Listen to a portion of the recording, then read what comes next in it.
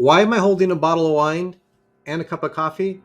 If you're thinking, boy, that guy's got problems, you might be right, but this isn't one of them. Instead, I thought I'd use this combination to share with you a few things that don't mix. And from a financial planning perspective, it might be a combination of making QCDs and a deductible IRA contribution in the same year. I'll explain. At this time of year, you might be thinking about how to lower your taxes. And if you're charitably inclined and you have RMDs that you don't need, you might be well served by thinking about making these qualified charitable contributions. It's also known as a QCD. If so, good for you. It's a really savvy move and can potentially help lower your tax bill while supporting your favorite cause or organization. A real win-win. However, if you're still working and you've made a contribution to an IRA, you must be careful. An incredibly complicated formula kicks in.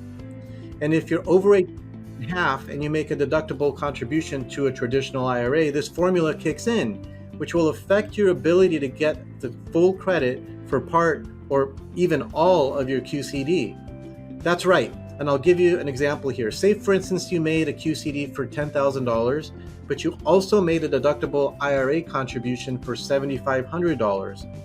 Your QCD will only get credit for $2,500, and most people don't know it. Hence, the coffee and the wine. They don't mix well together. So what's a solution? Well, one workaround might be to consider making a non-deductible contribution to a traditional IRA. Essentially, this is just the same contribution to an IRA, but not taking the deduction. Or you can make a contribution to a Roth IRA instead, which has no negative effect on the QCD.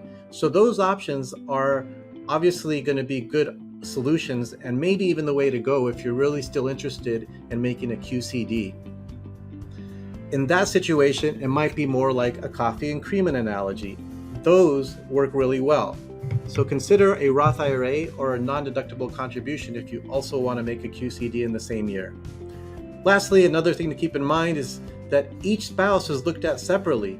So it would be possible for one spouse to make a deductible contribution to an IRA and the other spouse to do a QCD, essentially getting the best of both worlds, especially if you're filing a tax return. Again, a good mix like coffee and cream. Thanks, and make it a great day.